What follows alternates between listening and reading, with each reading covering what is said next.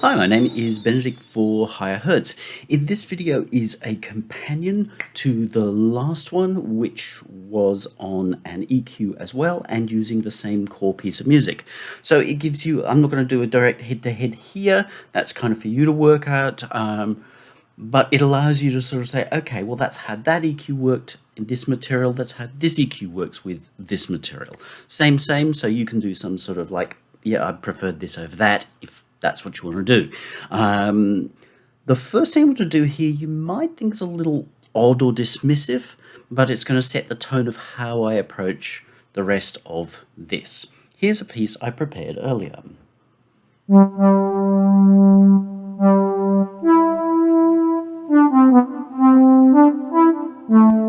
Now here's with no EQ at all.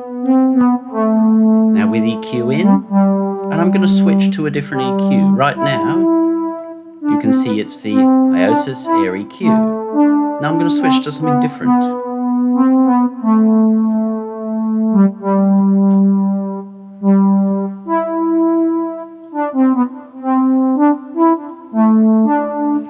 Now what I'm assuming that's going to happen there is that you're probably going, I didn't hear anything happen. Unless you're hearing my mouse click, then you probably aren't going to notice much, if any difference at all. And in no way is this me suggesting that Fabrice's EQ is not good, worthwhile, or anything like that at all. It's just that I don't want people to come in with the impression that one of these EQs, or that this EQ is going to sound radically different from any other. However, its workflow and the results that you're going to get from it are probably going to feel quite different.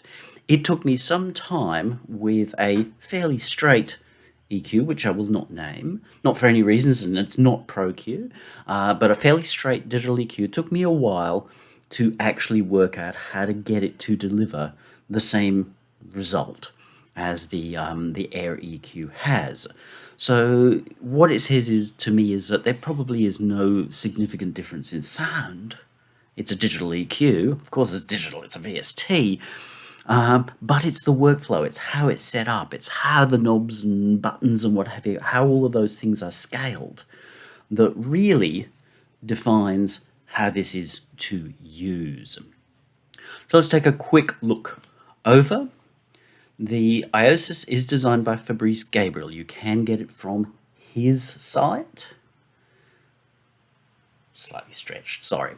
To get it from his site and try it, or to own it, you do need a physical eye lock. If you do not have a physical eye lock, this is not the path for you.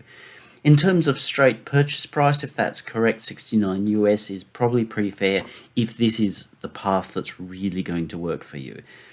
It's a unique path, and I think a rather special one. I really do think that it's rather special, but it's not necessarily for everybody. It's a feeling path rather than a formulaic, this is what you do kind of path. To EQ with this, even though you've got a display, it's far more about feel. It's quite old school in certain ways, and there's an absolute beauty to it, but it's not necessarily for everyone.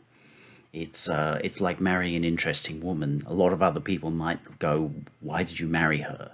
Because she's not the usual, but you get it because she's an interesting woman. Okay, seeing where it comes from, this version I'm using is through Slate Digital because it's easy to try through them. You set yourself up for the 1 month account. Make sure you switch that off if you're not going to go further with them. Otherwise, they will charge you. Not unreasonable as such. It's really essentially the same as the Roland Cloud thing. I will be looking at a couple of other Slatey things, so I've been on a bit of a Slatey binge, but I thought, well, seeing I've got this, I might as well look at a couple of other Slate isms whilst we're in there.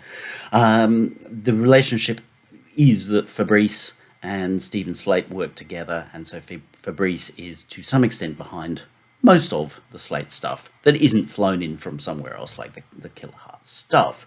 The promises are fairly big, but I think so long as you understand the way the product works, I think are well backed. Change the way you think about EQing, definitely can do that. It really can. Is it going to be better That's what you're going to have to work out. If you fight it, it will not be better. If you learn to understand and flow the way the device wants to flow, rather than seeing it as an enemy, then yes, it really could change the way you approach EQing. And for good reason or wrong, it made me change the way I approached the device as well. Some things it does are different, some things maybe aren't working properly, at least in reason, but it made me do something different, which I thought, you know, that's kind of cool. I can do it with other things, but that's the way I would use this.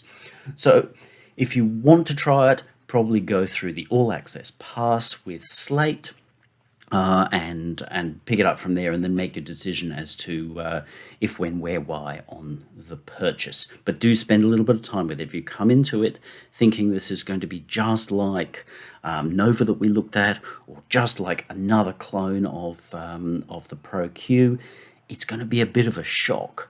But if you have come from an environment where you started out with mixer channel strips and hardware and stuff like that, this is going to make some more sense, so long as you understand that this is a real character. If you try to force it to be what you want it to be, it'll fight you the whole way and you will lose. But if you understand its character and the way that it works, its flow, you might just find that you come up with something rather magical.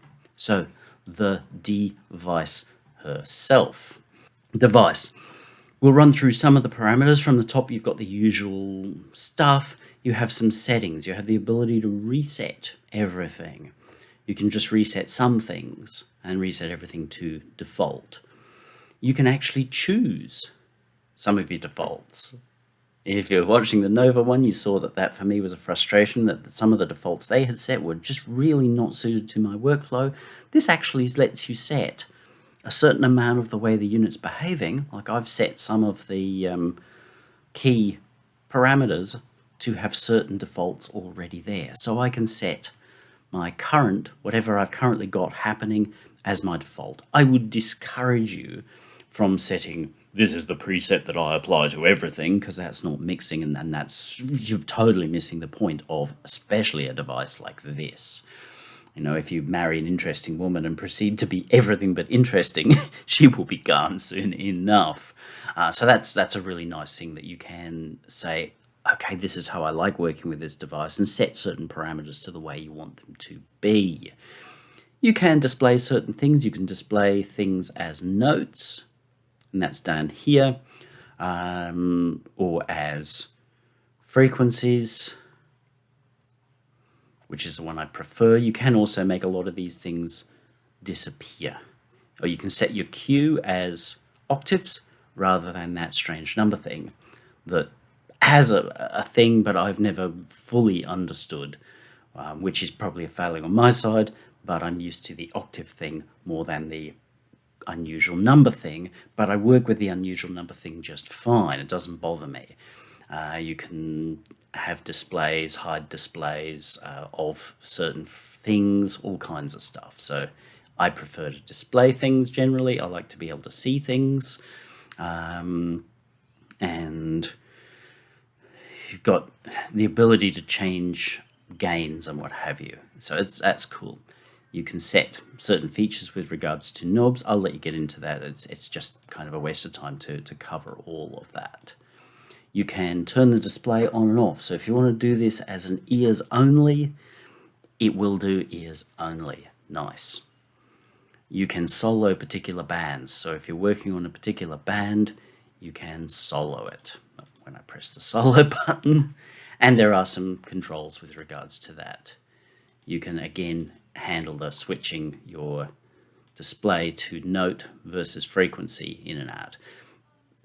If we're doing notes, I'd probably rather see a keyboard, but I'm not going to bitch because this is a character device. And then you can also sort your bands. So if you've got, let's say this one high and this one low, but you don't want them sort of backwards, then you can sort by frequency. This doesn't change, but you've now got the lower one below the higher one, which makes sense because when you come back, you're naturally going to go, oh, well, these knobs will probably be lower, these knobs will probably be higher.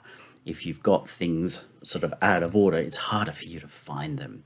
This does not give you any kind of physical drag around. That is not a failing of the unit. If they chose to update it with that, I'd be a little bit kind of like, that might actually change how we interact with this, might take away some of the magic that it brings from its limit.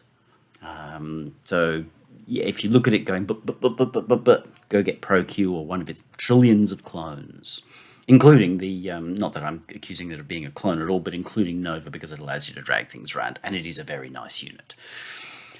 Okay, so that's the top line. You've got the ability to have an overall EQ curve, so your final curve showing is the white line, or you can have it off and just see your various shapes and what have you as they are. I kind of found I liked having that. You can turn your bands on and off, so you see nothing but just your final curve. You can have meters on and off. You can have an analyzer in or out. With the analyzer, you can choose between input or output. Remember last time with the Nova, I was frustrated because I kept having to manually fix that. Remember, I can set these to default. You can set how the fall off happens. Fast, slow. And then you can also have it so that it holds its averages.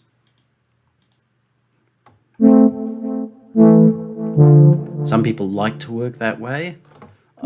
Sometimes I find it useful, sometimes I don't.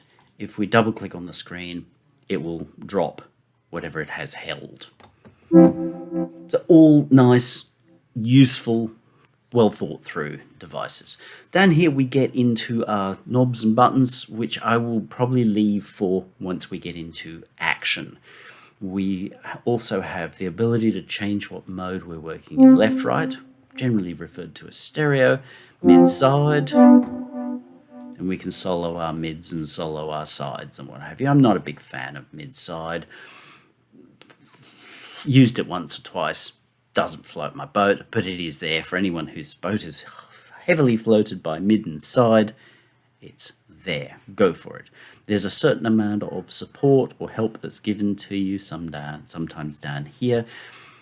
Possibly a little erratic, but again, this is one of those things that you should be going by feel. If this is your first EQ, it could be great if you really are natural and are going to work with this device rather than forcing it to be something that it's not. This could be the making of you.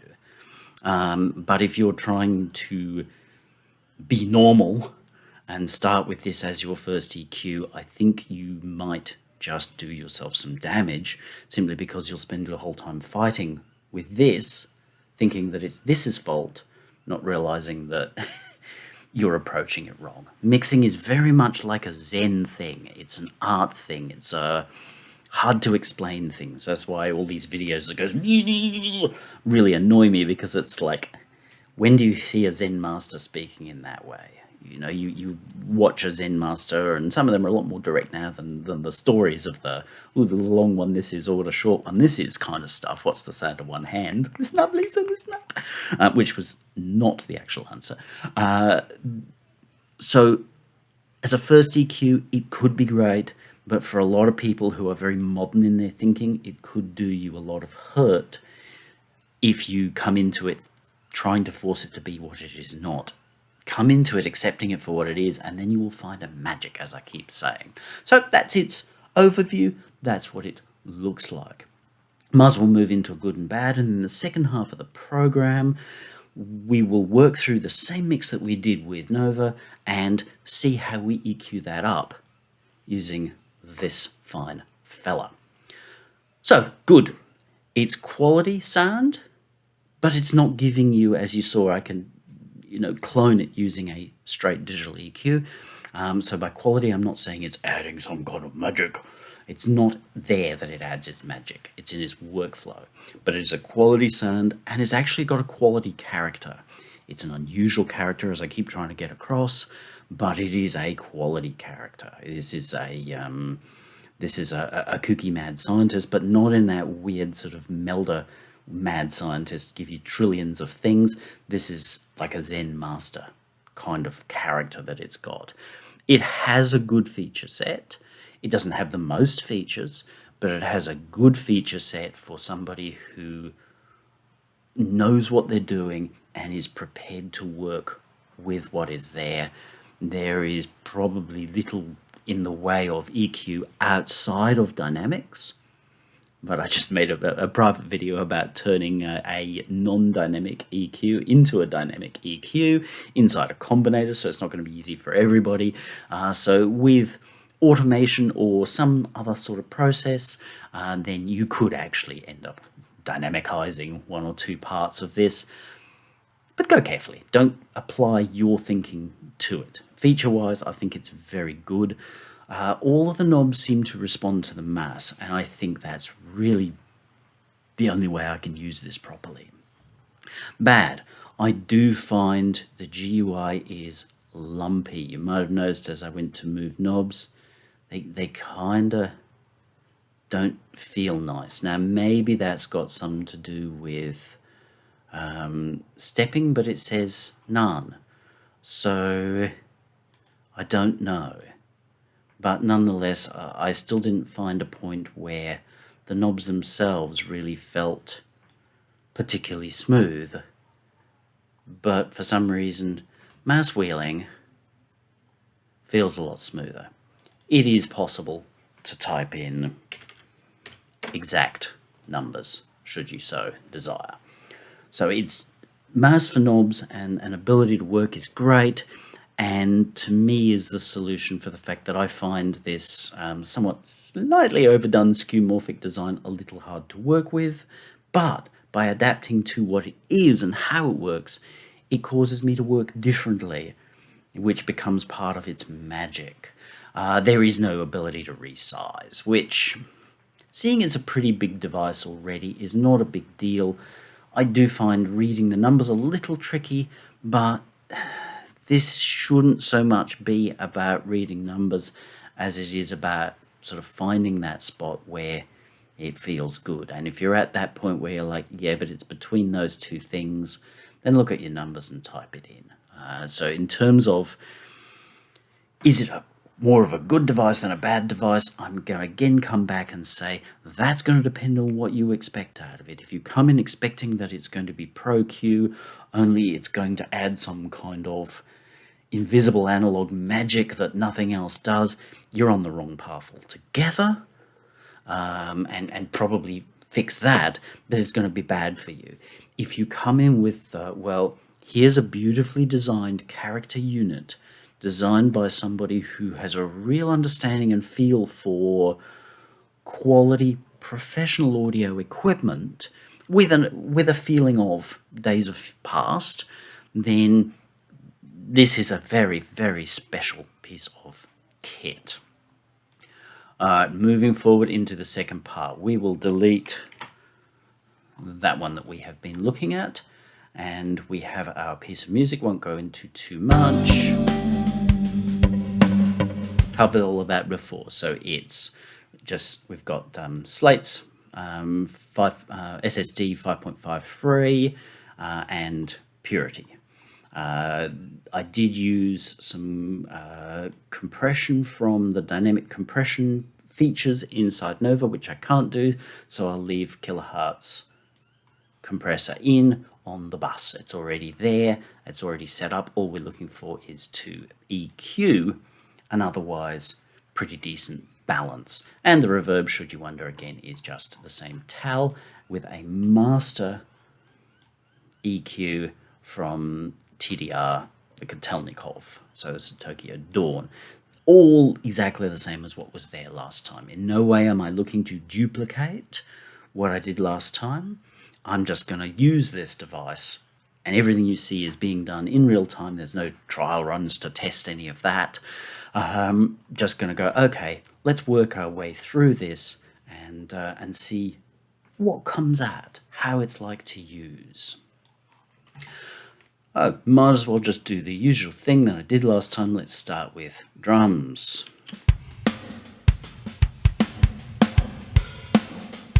Again, normally I wouldn't work so much in solo, but this is where we are. The first thing most of you will be asking of yourselves about is, ooh, earth, what's that? It's like below the bass thing. And it is, and it's interesting, and I will admit that I was a little concerned about what is that going to do.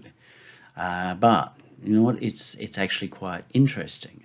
It adds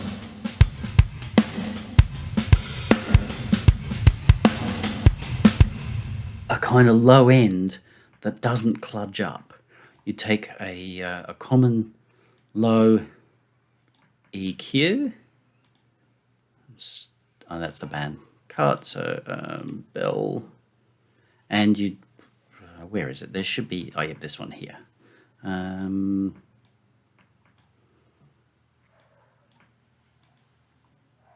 turn it on. If we take a shelf and turn it up. I know that's a little on the high side, but notice how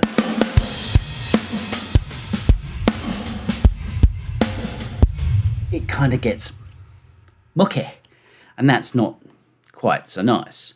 Oh, double clicking will send our buttons back, our knobs back where they were.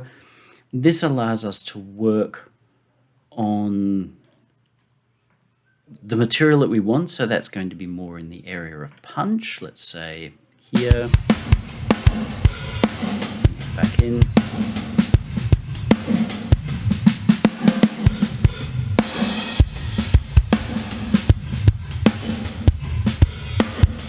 Let's say I pick my punch here. That's maybe a tiny bit excessive. We can then pull in this earth.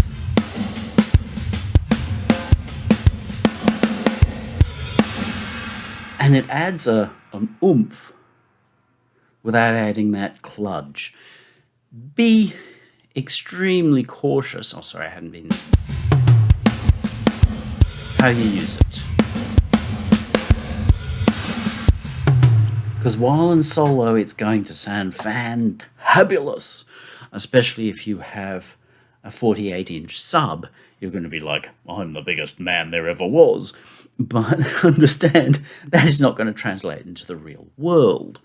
But part of the nice thing about the way this is set up, the magic of their thing, actually I was messing around with gains rather than wrong thing. I do find it's a little hard to orient on the knobs and buttons. The more you use it, the more you will get used to it. That's what I found when I was getting used to it.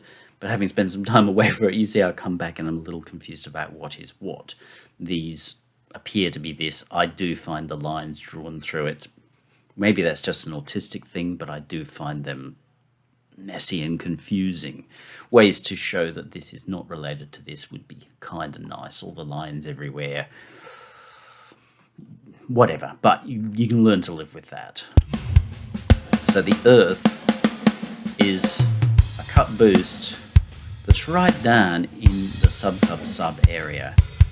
Please take a lot of care whilst using that. For the moment, I'm going to leave that off because I think I would rather deal with that at the masters than overload with the manliest sounding kick drum ever, Genghis Khan's kick drum, and then die with it when I come to a mix. So I'm going to go with more what I have, which is something that's got a nice kind of punch to it.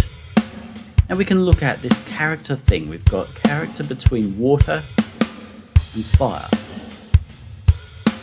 Let's turn our up a little bit more. Fire gets pointy, and water is less pointy. You'll also notice that in water, the overall gain or boost has been reduced and the top flattens out. So the idea being this is more, shall we say, natural. Whereas the other one, the fire one, becomes pointier. You've got a higher rise, as in if you've set, let's say the number here says 6.75 dB, it's actually going to be exceeding that the more we go into fire. So you've got 6.75 dB reading on this knob, but look at this, it's above 12 dB of boost. That was a thing that I really noticed. I thought straight away, it's like, oh, this sounds more, it's got more kung fu.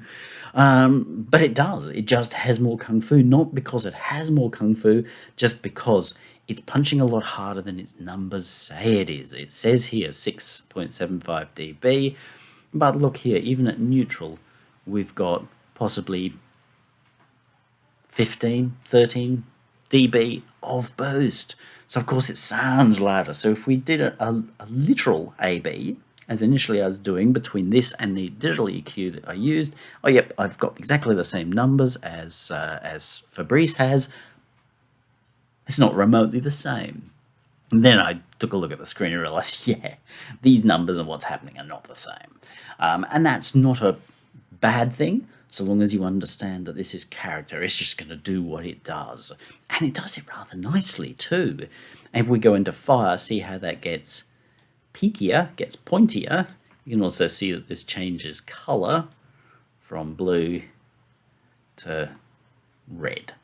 So if you're finding that overall you want your device to deliver a punchier, more aggressive sort of a sound, then push into fire. If you're looking for relaxed and more transparent, then pull back into water. For the moment, we'll probably go with neutral.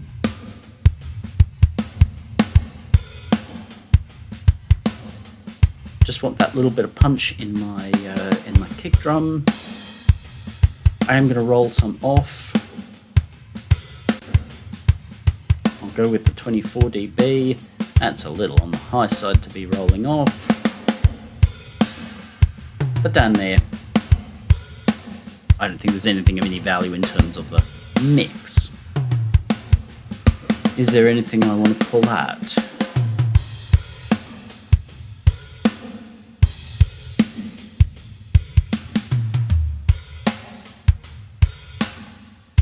I disappeared, but I'm back.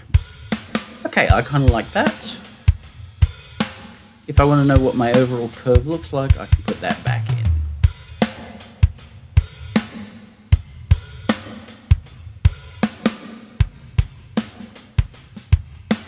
Yep, nice. There was a setting and it seems to have turned itself off, and that's my thing more than their thing. In that I was finding that when I just turned something, like added a boost to something, it was turning the point on, and that seems to have disappeared. I'm not quite sure what the thing was on there, but I kind of liked that. Auto on, that was the one I turned that off. That was my bad. So now, if something's off like this, and I do something, it automatically turns on. That's a nice feature. I did like that feature. So it was like, but it was my fault for turning it off like an idiot.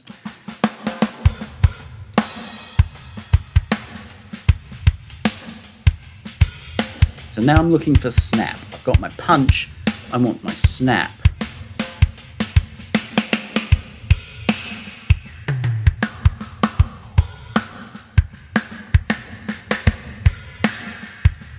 I kind of like that.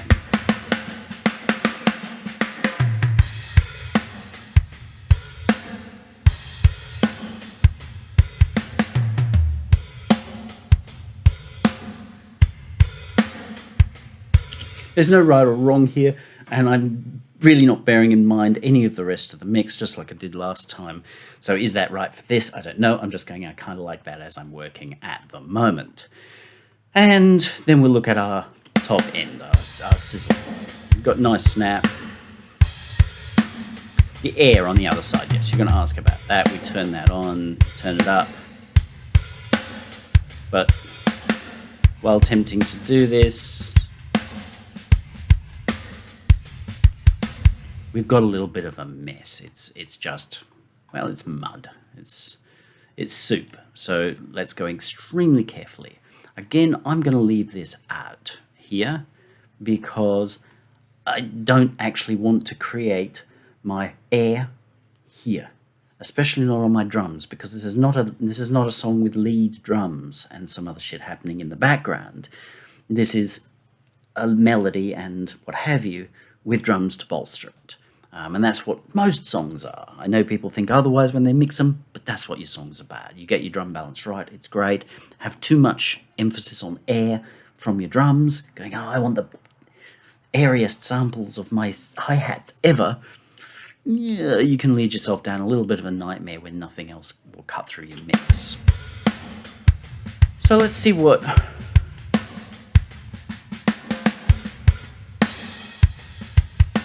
Might do a little bit of that, and...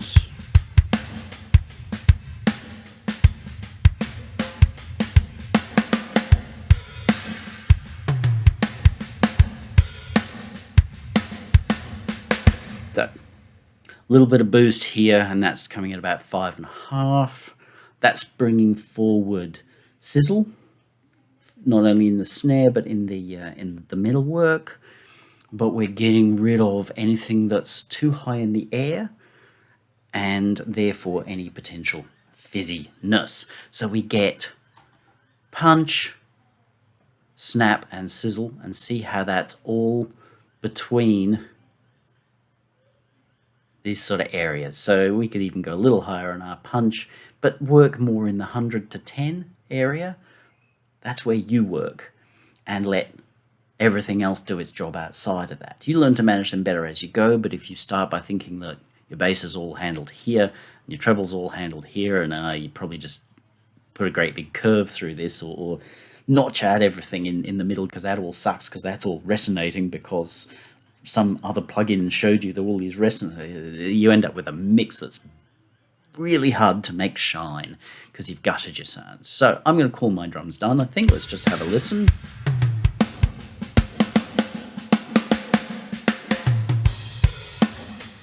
I can see what my level difference is. I seem to have added 3.3, 3.2 dB. Now, I could come here and pull that back. Some of you will be like, but why doesn't it do it automatically, man?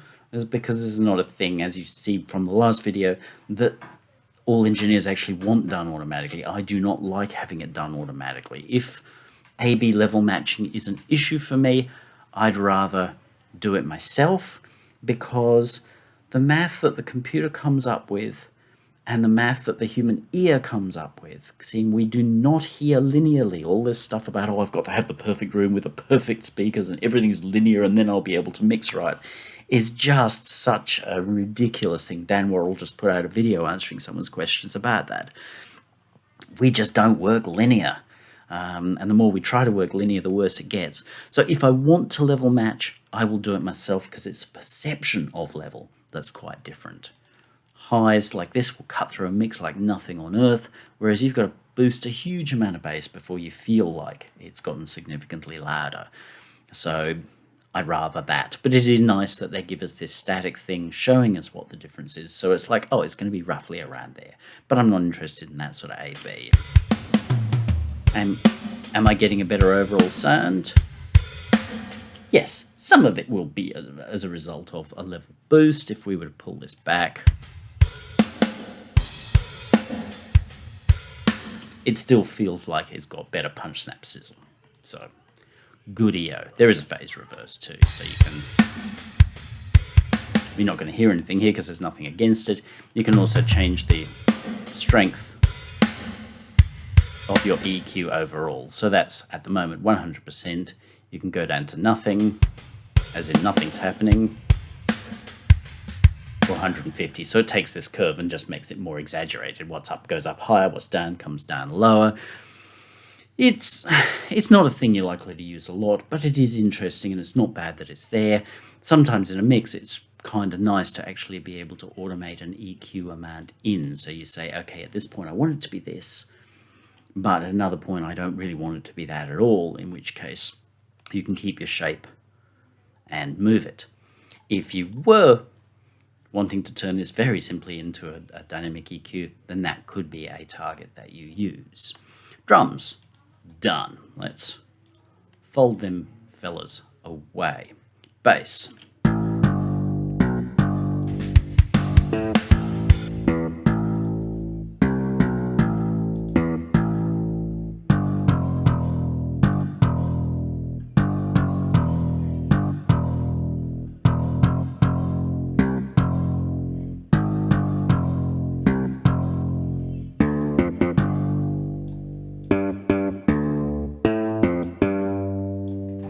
Now this we can actually use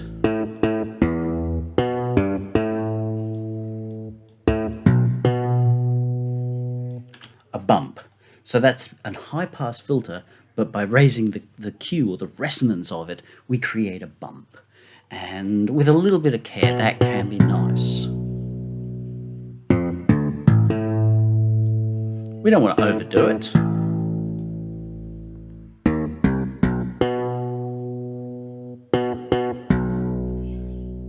There's not a lot down there though. Let's pop him out for the moment.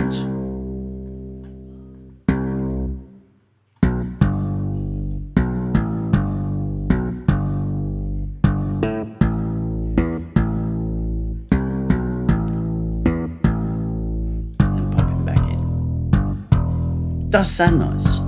Is it going to match with our drums? A little excessive, I think.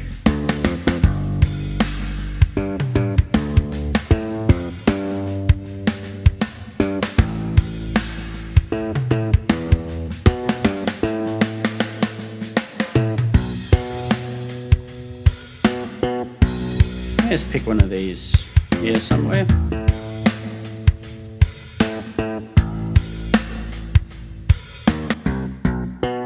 Just want to warm this up a little. It's a fairly high sounding bass, which is fine. I've added a little bit to it, a little bit of beef in the body, because it does sound a little on the thin side. Jerry Seinfeld was never the best bass player, but we want to sort of put a little bit of body into it. So the 60 hertz has given us some of that, but we don't want to overdo it. And now I'm just going to find somewhere in the mids to low mids that sort of thin it out a little without it becoming brittle.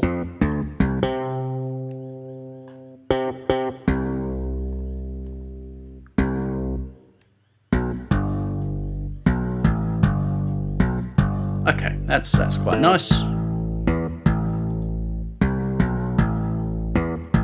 I just want to find a point where I cut through the mix. Okay. That seems kind of cool for me. You might again think, oh Jesus, such tiny moves here. Remember, look at what's happening here. That 1.8, 2 dB is translating as almost 6. We can push that into fire, which does sound more. But is that a good idea? Or pull back to water.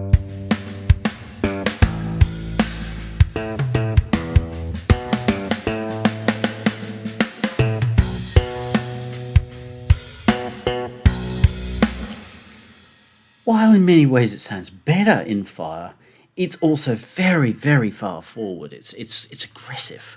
And one of the problems of making every single sound in a mix aggressive, and this applies to metal as well, if you make every sound in a mix aggressive, they will just fight with each other. So it's like having a room full of alpha males and finding that they, instead of going out and fighting your war and saving you, they will just fight with each other. And they won't go out the door because they can't work out who's going to be allowed to leave first. So you don't want that in your mix. It's a bad call. So they seem to be working together fairly well. Do I want to look at the top? Let's have a look.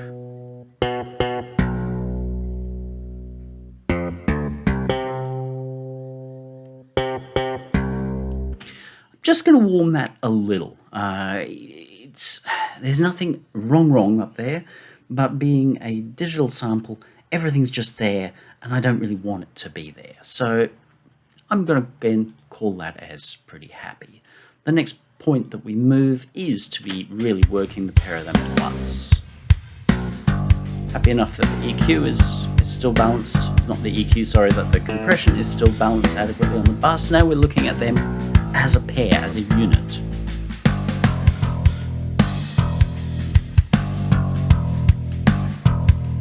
Oh, nice.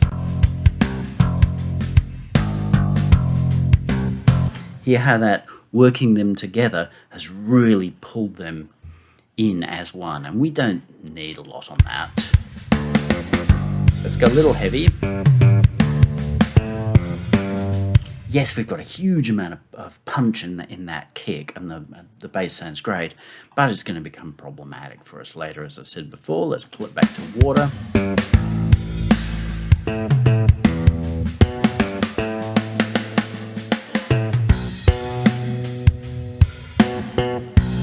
Nice, but possibly a bit thick. So we've either got to pull back here.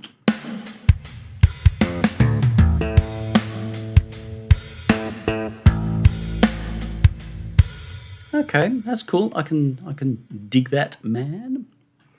We might turn that right back to yep, 6 dB is even softer.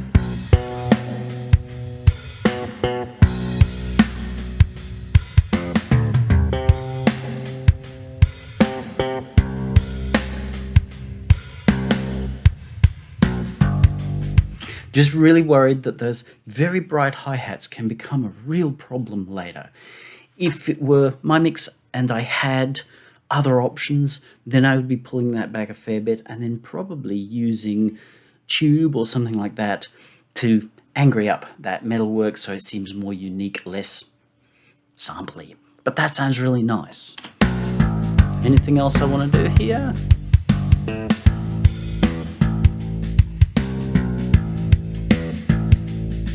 Interesting.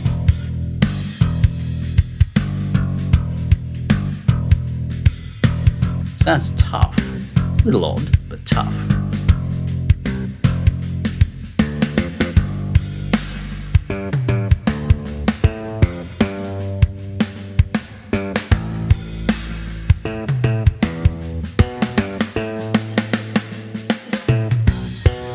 Okay, I kind of dig that in its own way, so I'm just going to leave roll.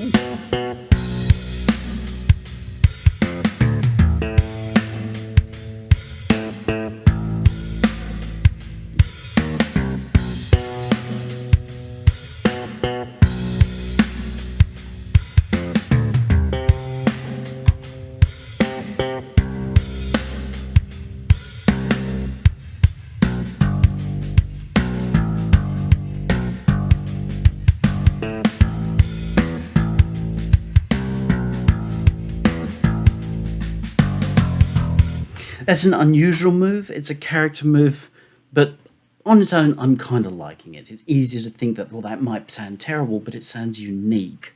And having used this water approach, we do have something interesting.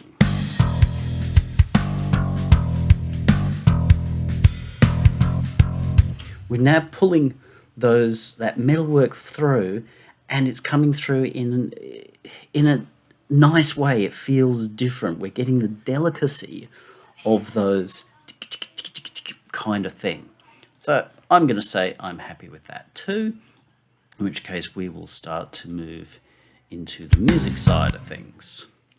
Pad, going to take a little while to pick itself back up again. There we go.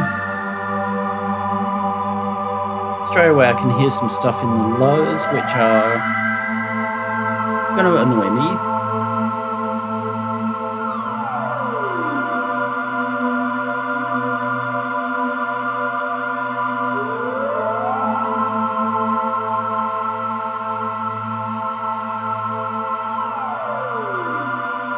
Okay, I think that's it. There's the lower part of the ooh just feels a little so just pulling that back. We might also go with again, let's look at perhaps a smooth. I think I did this last time, just pulling some of that low end out.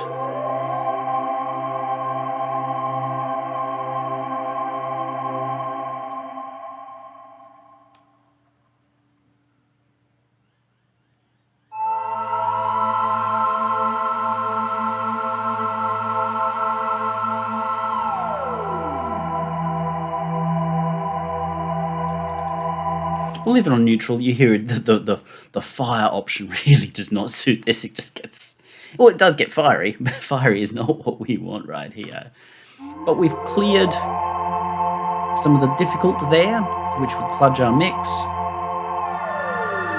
Let's look at giving it a little bit of there's something we want to pull through. I know I did dynamic work on this last time, but I can't do that this time.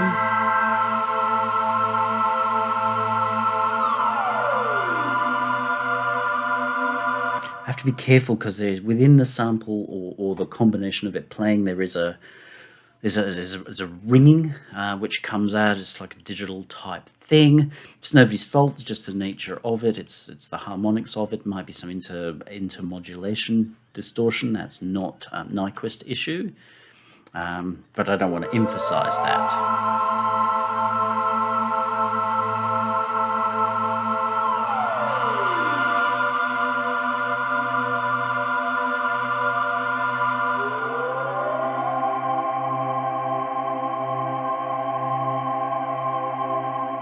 Let's see if the air does anything for us this time. Wait for him to come back. Kinda does, but we don't want a lot of it because this isn't the lead sound.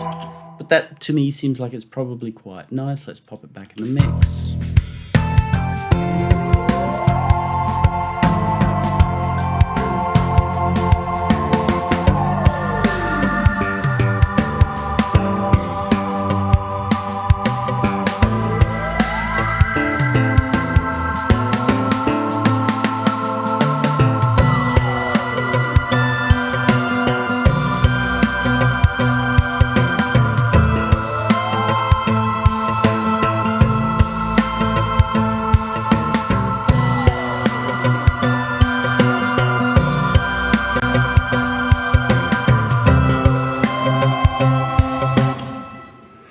Something I don't love in there, but I'm not going to spend an inordinate amount of time working it out. Maybe a cut. Let's try that.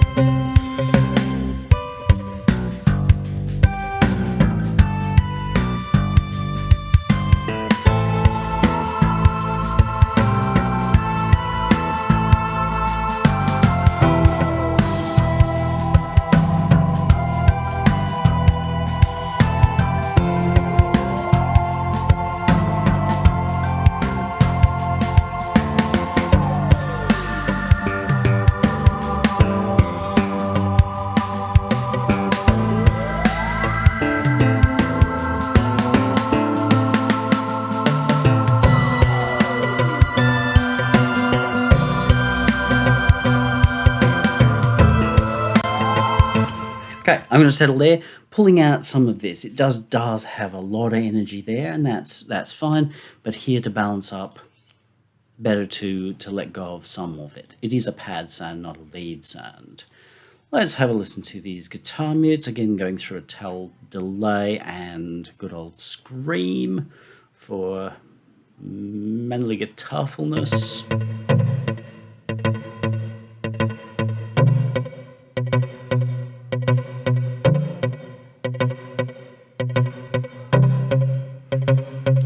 Boost and cut.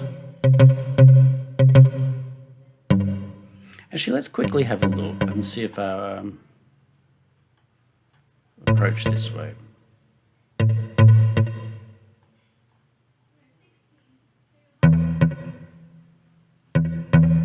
that going to compete with our bass?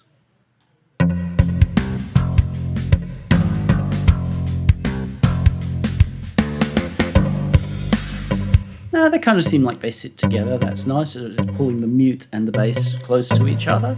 Not uncommon in guitar stuff. In which case, let's look at, do we want to cut a little something from this?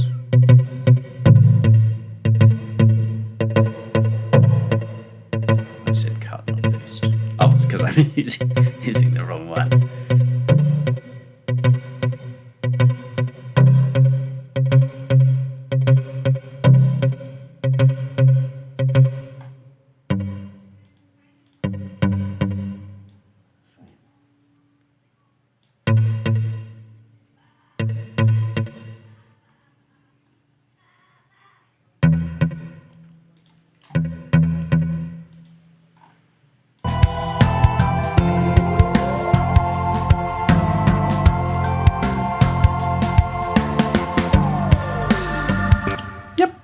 They're not supposed to be full-on death metal guitars or anything.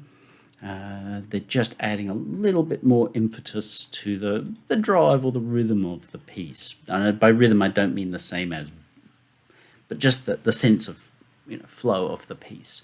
This one's the acoustic guitar. Again, we're going to reduce some of that clutter down below, because all that does is stop it from sounding pretty.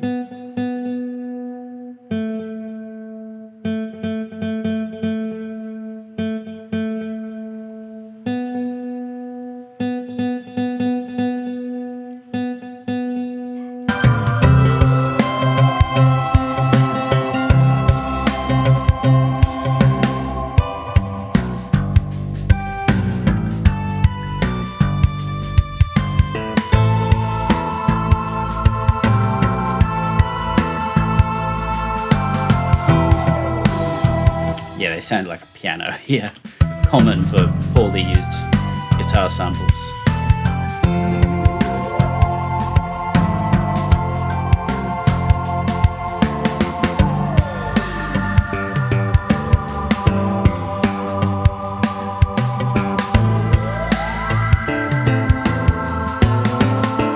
Okay, I put that back in the mix because it's very easy to mix acoustic guitars that are part of a mix as too bright. You make them very beautiful and lovely and like little fairies with gossamer wings. Put them back in the mix and find they're not playing their role properly. I commonly hear mixes where it's like acoustic guitars, particularly strummy stuff, where it's like so bright and so... They've either got too much kludge on the bottom still, thinking that an acoustic guitar is the whole damn band, or so bright that the rest of the mix fights with it. No, an acoustic guitar is rarely the lead instrument. Even if it is a very central instrument, you might build your mix around it, but you'll be tempted in solo to make it super bright and detailed, because you can. But then you'll put it in the mix and wonder why everything fights. Be sure of its role. There, I'm happy. It seems to sit nicely in a roll. Now we've got this lead, which is a tad on the interesting side. And yes, to some extent I did deliberately set up a sound that was going to be on the interesting side. So we have to deal with how to bring out its strengths whilst minimizing its problems. Never get rid of its problems, because if you get rid of all its problems, you've probably got rid of why the sound works, which is why I loathe those, here, let's get rid of all your resonance for you kind of plugins, because all they do is get rid of everything that's interesting.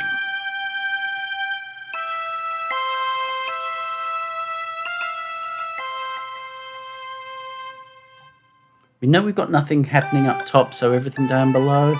Not that it's not useful, we shouldn't just rip it out, but if it's not going to serve a purpose, no point having it there. Now I know last time I just went straight to the pulling out the ting and putting some low body, like high bass, on that ting, and it got really nice ting-tock kind of thing happening, but we lost our flute in the middle, which was a bad call, and I had to backtrack. But it was a good learning lesson for you guys. Let's work out how do we make this sound do its job the way it's meant to.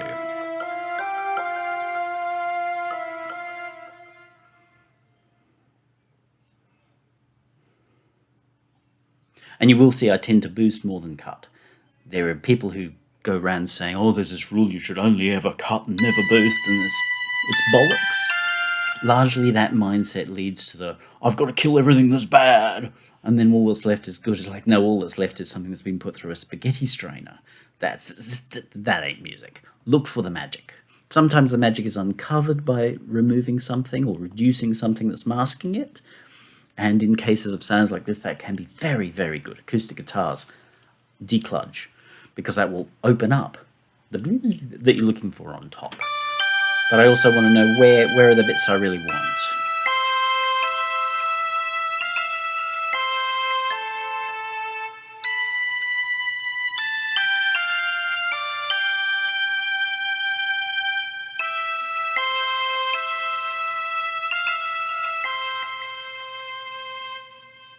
So that's a classic pull tech push-pull kind of a move. We'll see how that comes out. We're going to have to be careful with the brights on this. It's a very kind of sound. But let's see if the air does us any favours. It sort of does. It works nicely here. Subtly. Sounds great, but we're going to have troubles with that, I think. Let's pop it back in the mix.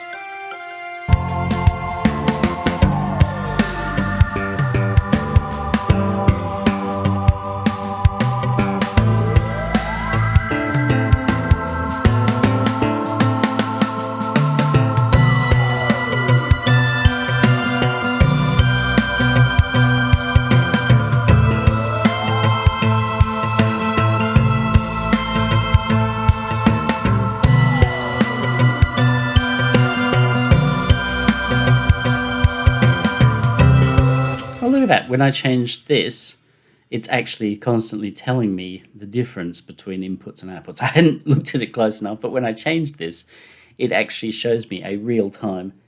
Here's your level difference between what's come in and what's gone out. So it's a little more sophisticated than I thought, but that's nice. It's a real time A/B, which means it's always moving.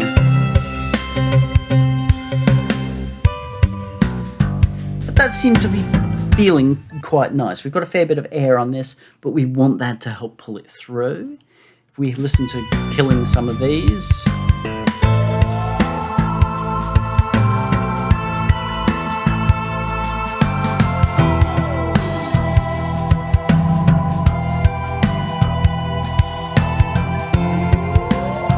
Again, let's have a listen to the difference between the fire and water characteristics. Water definitely lays back.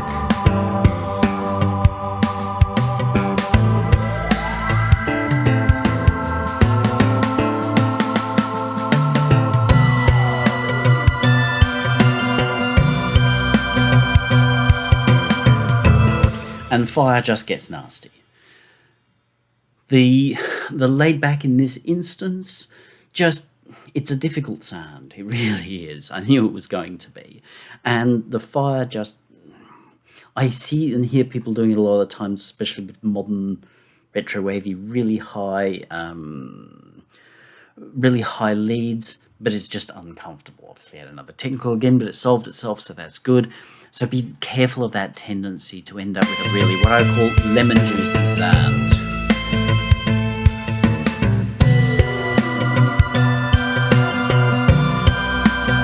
There would be nothing wrong with using the water option.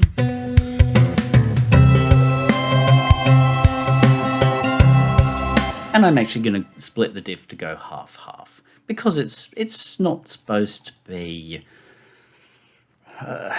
kind of really aggressive, poke your eye out sort of a sound. So we now have something that's fully mixed. We're not going to fuss too much on the levels. We're going to assume that that's all good. We have gained some level possibly, so let's have a look at what's happening here.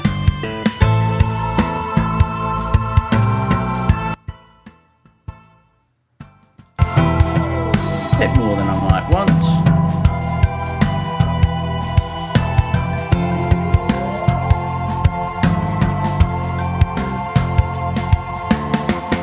Just pull that back slightly. Now we can look at the masters as such. This is not mastering, this is finalizing. We can see that we've got actually a pretty reasonable thing. This is where having a spectrum stay is nice.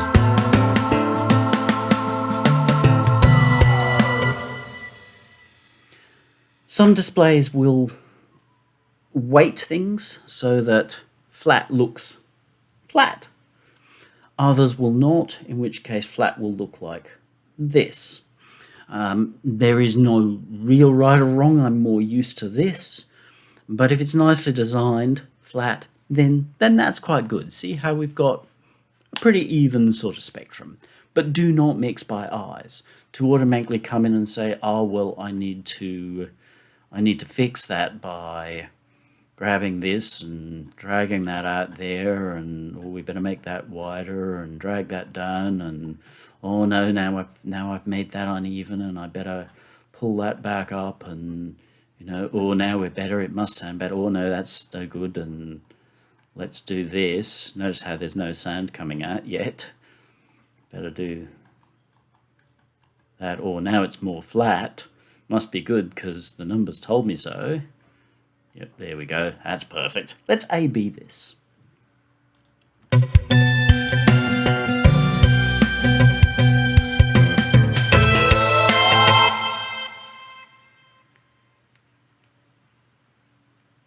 Don't mix with eyes. Do not let anyone have you mix with eyes, because that was eyes only mixing, and notice how, well, brutally vile it was. So there is no specific rule there. If a mix is nicely balanced, then it's nicely balanced. It's all that matters. What can we do here? Let's have a look at our earth.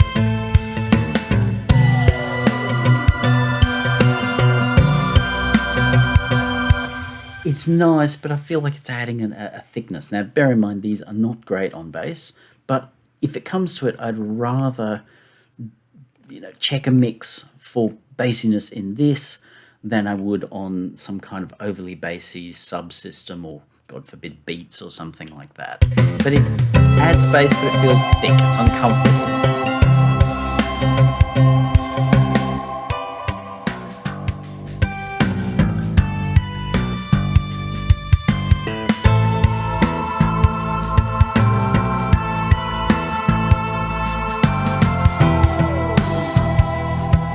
It's a kind of a push-pull. We've got some going up, we've got some going down. Somewhere in the middle, we've got an interesting curve.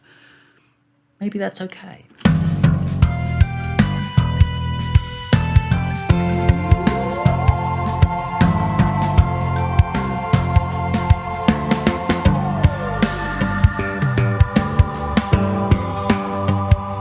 See, I wouldn't be unhappy with that alone.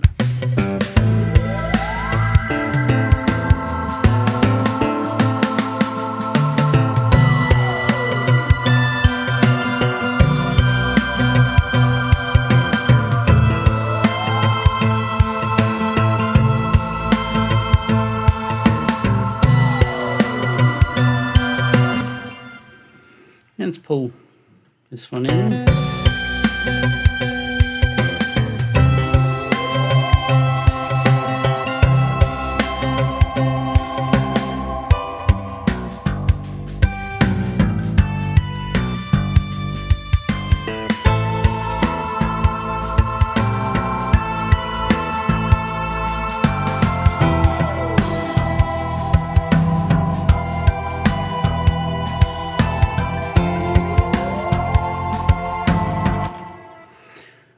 So we've added a certain kludge by boosting our low end, even though we've done it in a push-pull. We've added a little bit of kludge, which was always going to be there. So I've pulled some of that out. I would be happy to dynamic that, but it's not needed. At least not in these things.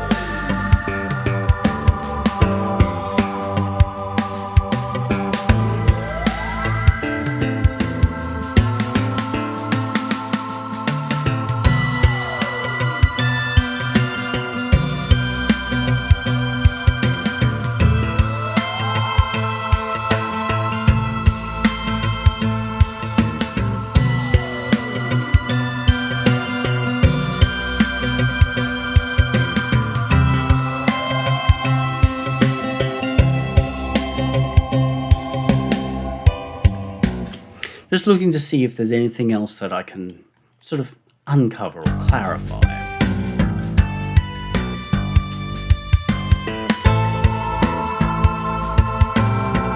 Okay. Just pulling out a little bit of that helps unmask things that are around it. Now what's that? That's about 1200, so it's not uncommon to put something around the 1K to just relax that a little bit to allow things on either side to come out clearer.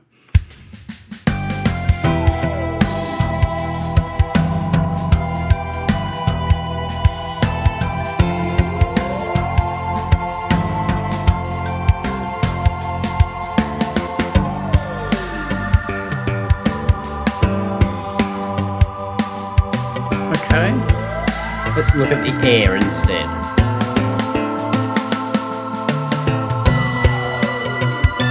It does bring out a lot of clarity. Let's overdo it. And how it handles that is really quite nice. It's not going horribly brittle. That should sound terrible, but it doesn't, not being unkind. That does sound pretty good. But we've got to be careful with the digital source that we don't end up making it sound too. But bearing in mind this piece is a little new agey, a little corporate-y, then a little bit of brightness. So you're like, ooh, look how detailed we are, look how much good attention we pay to you as our client. May not be such a bad thing.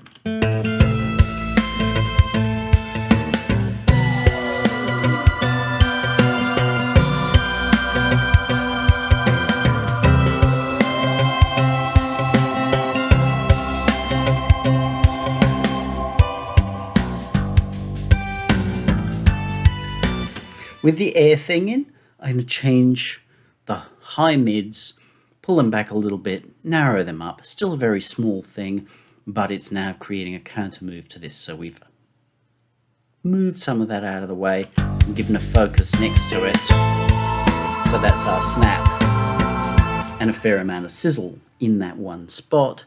And then the air is giving us a kind of a nice thing. That's A-B.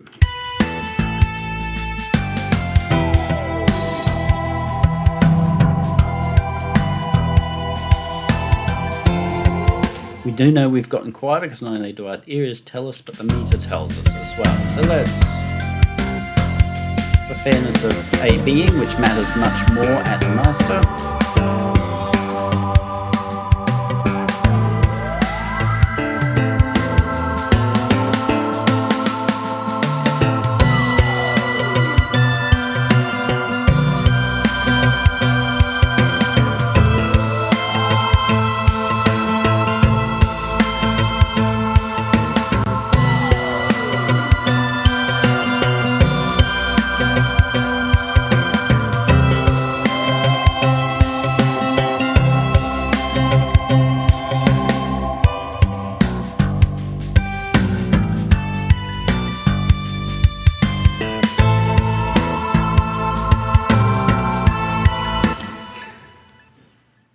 With more even levels, there was something feeling a little thin. And again, I would never do this in these. But let's, for the sake of argument, say that this sounds pretty good. This is not an exercise about how good do I sound, because I'm using a device I have no experience with, using a set of cans that I would never mix with. Because I just don't mix with cans. It's more to show you this is how you can use the device. And I think we've covered most of that. We can also look at our strength thing.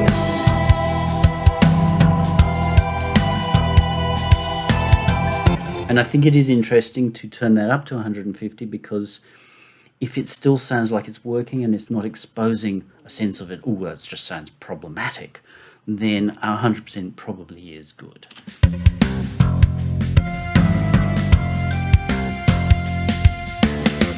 That's it. Naturally, at 150%, it sounds a little bit comb filtery, but it doesn't sound messed up wrong necessarily.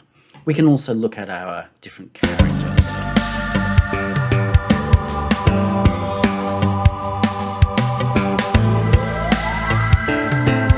Now, I do like that.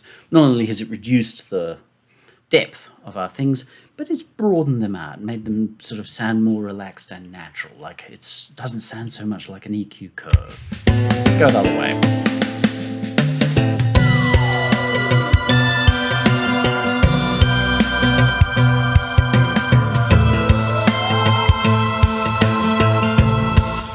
Exciting, but probably a little... Let's have a listen.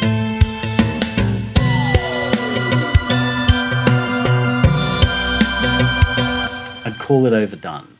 You could go out that way, but it's probably overdone. Pop that back there. Let's pop that back to water.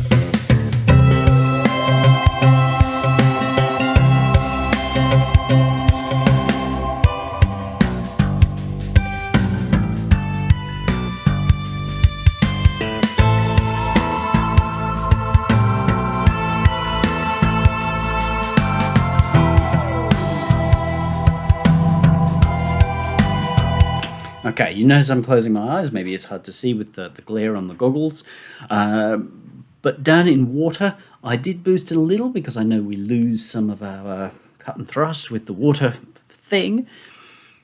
Push it up a little, close the eyes, really just trying to feel how that goes, as much as anyone can in cans. Sounds nice, but just sort of sounds a little too much, so I popped it back here, and the AB feels fairly good. So we've now gotten a mix, which, right or wrong, I'm going to say is pretty good to go, assuming our levels here look right, or we are pushing our peaks just a tiny bit, more than I would want in this.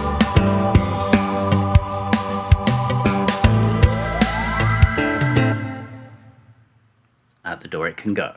That is good. So in terms of the overview, hopefully you've seen how the device moves. I really like, and you'll see that I very rarely actually was touching and dragging the buttons. It was all mouse wheel in shot, and working that way. So it's far more by feel. So it's kind of replicating the sense of if I had this device in front of me, reaching down and twiddling the knobs. Yes, initially I was confused as to what knob was where, but that comes back again pretty quickly. So if you're using this regularly, which I think if you create the right relationship with it, you would use it quite regularly as your either everything gets done through it, EQ, or regularly at certain points in certain types of mixes, whether that just be on buses or masters or something or other. You'd find where it was your thing for that. The ability to move through different modes and sort of double check yourself is nice. Once I realized what this really does, and then it's constantly updating itself, just the difference between what's coming in and what's going out was like, that's actually a pretty darn cool meter. I hadn't paid enough attention to what it did before, and that's nice. So it's rather than it going, look, we're going to do it for you because, you know, it's better when we do it. Ugh, no, mixing's a very, very human thing. It's full of balance and frailty and all those things that make us humans, and therefore, when done right, make us amazing and strong. So it's about that, and it comes up nicely. Feature-wise, I think it's all good. I still find the interface a little tricky in the sense that you saw several times I would struggle to know which of these I was really grabbing. I know there's a sense of colours behind it, but it just isn't clear enough. And between the brushed aluminium, old Sony amplifier, and these completely unnecessary, here, let's draw some exciting lines, it's like, it is stressful for me. And again, you might go, but what's that got to do with autism? That's your problem. A high percentage of mix engineers and people in music and things like this do technical and art combination are autistic. So why set it up for a fair percentage of your, well, more special users? And I don't mean that in a biffle. I mean that is in, like, Mutt Lange's autistic. If you want Mutt Lange to use this, he might well just go, I know I'm making that up and I'm speaking for him, but it could be enough to just have people go, it makes me uncomfortable, I don't want to use it. Now, I know this is a really old unit, and Fabrice is probably not going to change it, and there's probably no cause or reason to change it, but really moving forward, we do need to consider, do we do things that look pretty, but actually disable the functionality for the people who are going to make the most use of it? So just one of those annoying things in general, that it's like, yeah, swishy lines don't add value, they actually detract from it and make it harder for me to keep a sense of, well, which one of these am I using, what's what? While I in many ways don't want this changed or to be able to drag things around, it might be nice to have a little update, maybe just a number on the lighty thing here, so that I can just see that this is number 2. that might just make it easier, because I commonly found myself reaching for the wrong thing. Now, if I found the perfect setting for number 2, but I've grabbed number 2 when I really meant number 3 or number 4, I've just messed up my perfect setting. It's like, now maybe in the bigger scheme of things, God was saying, look, where you thought you had your number 2 right, you really didn't. So we're going to give you a second bite at that, Benedict. Maybe that's right. But it is frustrating to often find myself grabbing the wrong knob. So some way of orienting a little bit more than just this sort of wash of colour might be nice. But again, don't expect any change on this, because it is an old unit. And once you do get into it, it proves itself. The more you use it, the more you will get comfortable and overcome any of those things which happen. Very nice unit, very much a character unit. So again, work with the character of the unit, not against it. If you come into this thinking this is going to be just like Nova, only more analogy and therefore somehow magically better, nah, you're wrong. Go back, use Nova, or just buy Pro Q and be like everybody else.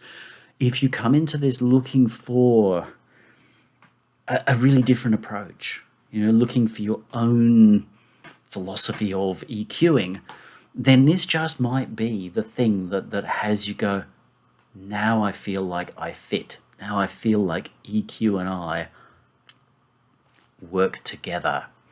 Hopefully you have found that interesting. If you have answers or questions, don't type me answers. They're useless. I won't know what you're talking about because I haven't asked the question. If you have questions about EQing or this device broadly, I'm not support. That's what Stephen Slade or Fabrice's sites are for once you've purchased. Ask on down below, preferably after hitting the subscribe thing, please. We are building an information service, and your subscribing helps YouTube to know that this is a valuable service. Not only does it help you get alerted when new material comes out, because if this was useful new material, it might be useful to you too. That's for you to work hard. But it also lets YouTube know that others find this useful information and helps push that forward, helps us grow, which is good for you, good for us. And hopefully good for the world too, because we don't want to be perpetuating a lot of the dubious Me Too stuff that goes out there. It's not good for anybody at all, especially those that fall for it as though that's really the way it works. And nor is it good for manufacturers of quality material, and we try to cover quality things, because the quality stuff gets lost under the garbage, and that's just not good for anybody. It's like if somebody built a really, really wonderful car and then $4 cardboard cars were out selling it, you'd be going, what is wrong with the world? So subscribe, please. You can also pop over to higherhertz.com, different channel of information over there. Ask on down below with questions, and I will be happy to provide advice. Again, if it's about this is happening with my mix, please make a little video on it and link to it. This is not saying show us your songs. This is not a free promotion service. Those will be deleted instantly, and if you keep doing it, you'll get deleted too. But if you're showing look, I was trying to do this and it's not working out. Here, I've done a screen recording, not a phone to screen recording. That will get thrown out too. But I've done an OBS recording or whatever. That way I can see and hear what's going on, and therefore I can respond and say, look, I think this and that, and happy to help. Understand, just be careful. It's not my job as a professional mix engineer, as in I get paid to do this, to do that for you for free, but at the same time, more than happy to help. You have a great day now.